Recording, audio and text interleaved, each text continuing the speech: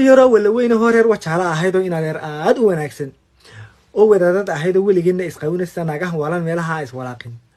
oo baruurta waa nabcahay boodo weyne ku olin aadna weyd u ahayn oo sida waaga iftiime ilaa taaga wareer kaaga soo warwaraysa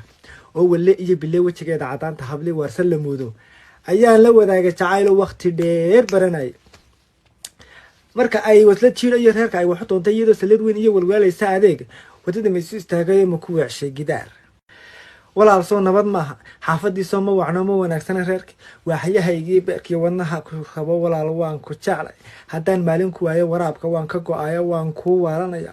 wadankeena dhammaan maalqabeenka u weyn iyo wasiir baa i dhalo ilama iyo waqooyi warshadaanu ku leenay guri weyn iyo fooqban wallaahi ku dhisaya burco waan ka wadayaayo Washington ma rabta mise waadiga Rome iyo Wuhan baynu degnaa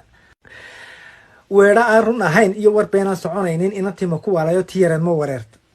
waxa ay warwareegto oo waxbarashan ku jira iyo aan weynaado tiraaba waayay meegu jawaabtay oo meegu waafaqday guur wadaad jaad yar ma siiyay waduxada ma boobay arrinkii ma wacnay waaqla aan cidi joogin oo waraabu ka ciyaaya waar yar mooga sameeyay waxoogaa la urushay tolku wata ku keenay iyo jaarku weel ma nasiiyay warna ma ugu bireeyay markay wiigala joogtay waaqicii ma ogaatay ma wiilaysa halkeen nacala walcanka iyo wasiirtada ku yaala maxaadii wanjashay haddii aad waxba haynin bal maxaad wasakhiyo waalidkay gurigiisa iga soo wadanaysay warqadaydaysi naayaanaan kaaga wabsiina ilaah baa waxayo weynaha la baryaaye eebbehen wardigeensiyo orod weysada qaado aniga hay warwarleena digirta walwalaaqo oo weelka reerka